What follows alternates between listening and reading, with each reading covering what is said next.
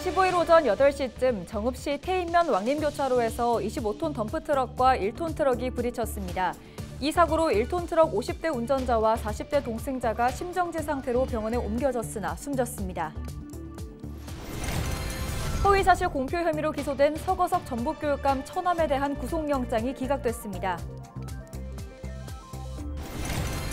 이학수 정읍시장이 신년 기자회견을 열고 새해 시정 운영 방향을 제시했습니다. 이 시장은 시민 삶의 질을 높이는 데 초점을 맞추고 지역경제 회복에 온 힘을 다하겠다고 밝혔습니다.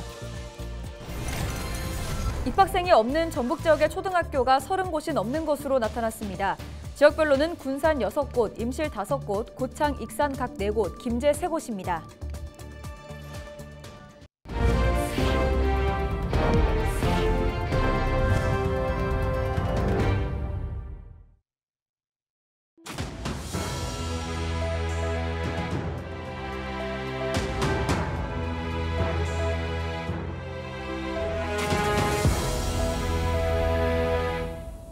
시청자 여러분 안녕하십니까? 헬로티비 전북뉴스입니다.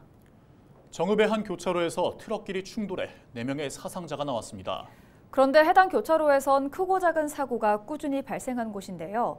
이런 참변을 막기 위해선 도로 환경 개선이 필요하다는 목소리가 나옵니다. 이나라 기자의 보도입니다. 정읍시 태인면의 왕림교차로입니다. 경찰과 도로교통공단 직원이 오가는 차량을 통제하고 현장 사진을 촬영합니다. 도로엔 사고 흔적이 여실히 남아 있습니다. 15일 아침 8시 10분쯤 왕림교차로에서 덤프트럭과 1톤 트럭이 정면 충돌했습니다. 경찰은 신태인에서 전주 방향으로 비보호 좌회전하던 덤프트럭이 마주오던 1톤 트럭과 충돌해 이 오르막까지 끌고 간 것으로 보고 있습니다. 이 사고로 50대 1톤 트럭 운전자와 그 옆에 타고 있던 방글라데시 국적 남성 등 2명이 숨지고 바로 뒷자리에 타고 있던 2명이 크게 다쳐 병원으로 옮겨졌습니다. 덤프트럭 운전자는 경찰 조사에서 정상 신호를 받고 좌회전했는데 1톤 트럭이 들이받았다는 취지로 진술했습니다. 경찰은 신호 위반을 중점을 두고 사고 경위를 조사하고 있습니다. 포터 차량의 영상을 분석하려고 지금 조사 중에 있습니다. 차량들이 속도가 있는 곳이라 좀 대형 사고에 갔을. 사건 현장을 찾은 지역 주민들은 또 사고가 났다며 도로가 문제라고 입을 모았습니다. 교통사고 분석 시스템에 따르면 해당 교차로는 2014년부터 8년 동안 사망사고 등 20건이 넘는 사고가 발생했습니다. 특히 사고 원인이 신호 위반이나 차로 위반인 경우가 대다수인데 단속 카메라는 없고 사고는 반복됐습니다. 이 사고가 있기 전에부터 속도 제한이 카메라를 설치를 했다든지 했으면은 오늘 같은 사고가 없으리라 생각이 들어요. 사고 난 뒤로도 아무런 방치가 없기 때문에. 정읍경찰서는 이번 사고를 계기로 해당 교차로에 신호 과속 카메라 설치를 검토하고 있다고 밝혔습니다. 헬로티비 뉴스 이나라입니다. 허위사실 공표 혐의로 기소된 서거석 전북교육감 재판의 증인인 이기재 전북대학교 교수에게 거짓 증언을 부탁한 혐의를 받는 서교육감 처남에 대한 구속영장이 기각됐습니다. 전주지법은 검찰이 위증교사 혐의로 서교육감 처남인 유모 씨에 대해 청구한 구속영장을 기각했다고 15일 밝혔습니다. 재판부는 범죄 성부의 다툼의 여지가 있고 피의자 방어권 보장이 필요하다고 기각 사유를 밝혔습니다. 검찰은 이 교수로부터 총장 선거에서 서교육감 지원을 받기 위해 재판에서 위증했다는 진술을 확보하고 서교육감 자택과 집무실 등을 압수수색하는 등 위증 배경을 밝히는 데 수사력을 모으고 있습니다. 이학수 정읍시장이 신년 기자회견을 열고 새해 시정 운영 방향을 제시했습니다. 이 시장은 시민 삶의 질을 높이는 데 초점을 맞추고 지역경제 회복에 온 힘을 다하겠다고 다짐했는데요. 정명기 기자가 다녀왔습니다. 취임한 지 1년 6개월이 지난 이학수 정읍시장. 그동안 시민 눈높이에 맞는 행정 변화와 민생 경제 회복에 주력했다고 운을 뗐습니다. 중요한 것은 그동안의 보조금들을 좀 살펴봤더니 너무 방대하게 집행되는 게 있어서 작년에 이어서 올해도 30억 이상 보조금을 삭감을 했습니다. 그래서 그렇게 삭감된 예산은 사회적 약자들, 특히 장애인들을 위해서 지금 예산을 따로 추가로 편성을 했고요. 정읍시는 올해 시정 운영 방향을 크게 6가지로 제시했습니다. 민생경제 활력을 도모하고 청년이 살고 싶은 도시, 시대를 선도하는 문화관광 도시를 만들어 나갈 계획입니다. 또 아이 낳고 살기 좋은 도시, 도시 경쟁력 제고와 미생물 분야 거점 도시로 발돋움하겠다는 목표도 내놨습니다. 이 시장은 무엇보다 시민 삶의 질을 높이고 지역경제 회복에 온 힘을 기울이겠다는 각오입니다. 올해도 지역사랑 상품권 발행과 공공 배달앱에 대한 투자를 이어가고 영세 소상공인 카드 수수료 지원은 50만 원까지 늘리기로 했습니다. 연간 50만 원의 기본소득도 지급합니다.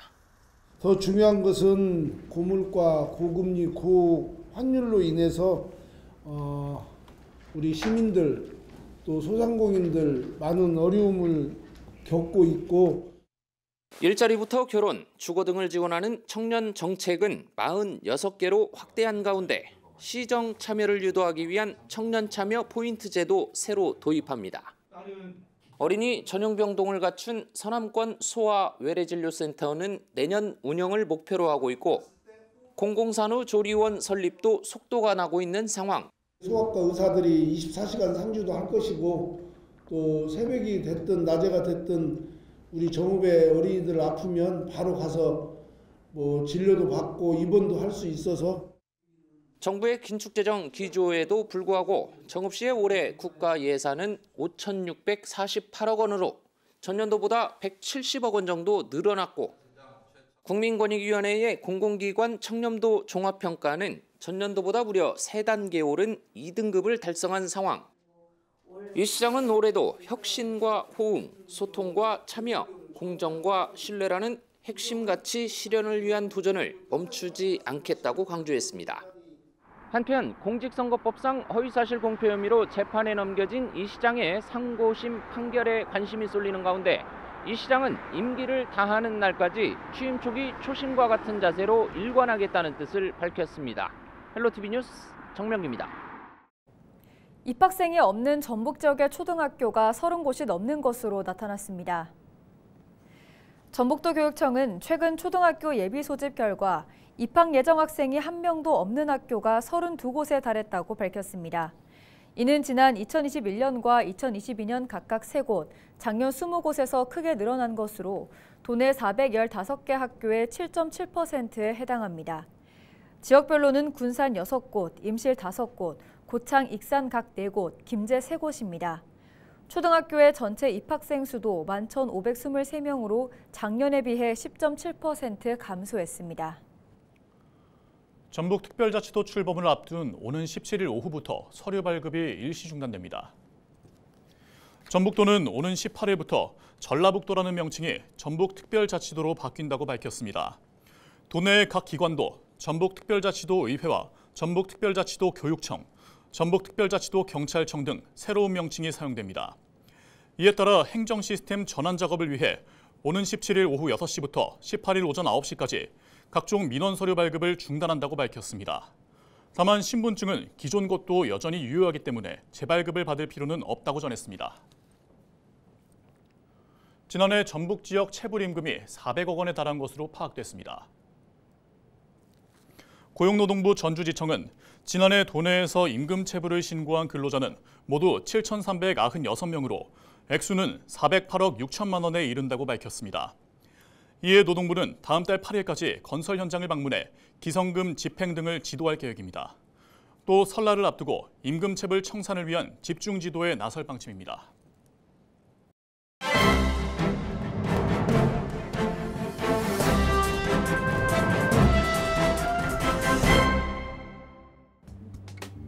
신문브리핑 전북일보 기사입니다. 더불어민주당이 현역 의원 평가 마무리 작업에 들어간 것으로 알려진 가운데 전북 민주당 현역 국회의원 8명 가운데 누가 하위 20%에 해당될지가 초미의 관심사인데요. 특히 하위 10%에 해당하는 의원은 경선 감산율이 30%로 사실상 컷오프 대상이어서 불출마 권유가 이뤄질 것으로 보여 총선 경쟁 구도가 전면 재편될 것으로 전망됐습니다. 평가 결과 하위 20%에 속한 의원은 경선에서 득표율 20%를 감산하는데 가능성을 장담할 수 없지만 본인의 인지도와 선거군의 조직력 및 장악력에 따라 경선에 출마해 승리할 수도 있다고 합니다. 그러나 하위 10% 의원은 득표율의 30%를 감산하게 돼 사실상 불출마를 권유받을 것이라는 게 정치권의 중론이라고 하는데요.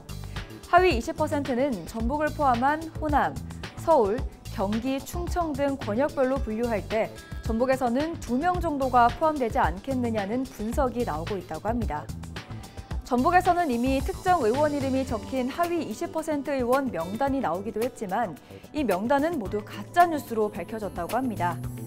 민주당은 하위 20% 명단을 본인 외에 비공개로 할 방침이라고 전했습니다. 지금까지 신문 브리핑이었습니다. 한국은행 전북본부는 도내 중소기업의 금융비용 부담을 줄여주기 위해 지원에 나섭니다. 한국은행 전북본부는 한 개 업체당 10억 원까지 2,800억 원을 오는 7월까지 특별 지원한다고 밝혔습니다.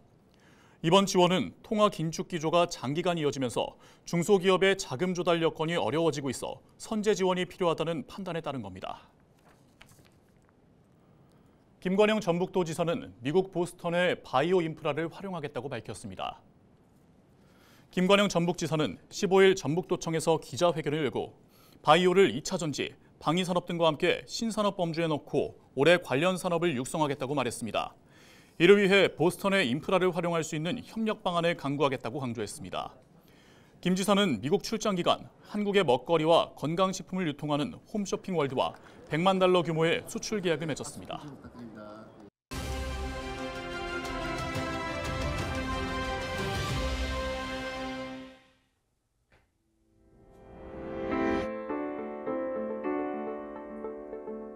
한 부동산 정보업체 조사를 보면 지난해 청약 통장을 사용한 청약 건수는 112만 8,500여 건이었습니다. 이 중 수도권 지역의 청약 접수 건수는 66만 3천여 건, 전체의 60% 가까이를 차지합니다. 10명 중 6명이 수도권 아파트를 선택한 겁니다. 지난 2022년과 비교하면 지난해 수도권 지역의 청약 접수 건수는 18%포인트 증가했습니다. 특히 서울시의 경우 접수 건수가 4배 가까이 급증했는데요. 반면 지방의 경우 지난 2022년 60만 6,800여 건이었던 청약 건수가 지난해 46만 5,400여 건으로 줄었습니다. 부산의 경우 청약 건수가 지난 2022년의 절반으로, 경남의 경우 97% 이상 급감했습니다. 청약의 수도권 쏠림, 이유는 수도권 주요 지역의 부동산 규제 해제로 분양권 전매가 가능해진 데에 더해 지방과 달리 미분양 우려가 덜하기 때문으로 분석됩니다. 올해도 이 같은 현상은 이어질 전망인데요. 수도권으로의 인구 쏠림만큼 부동산 쏠림 현상도 심화하는 모습입니다. 데일리 브리핑이었습니다.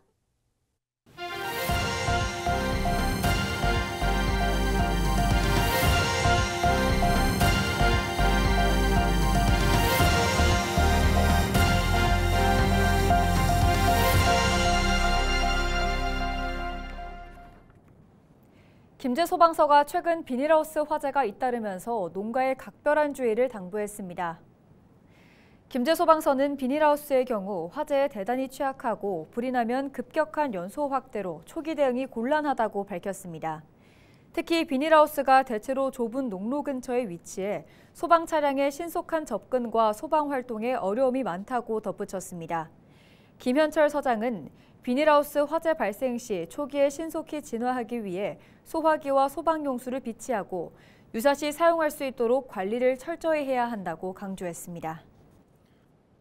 김제시가 새해를 맞아 오는 19일부터 읍면동을 돌며 주민과의 대화를 진행합니다.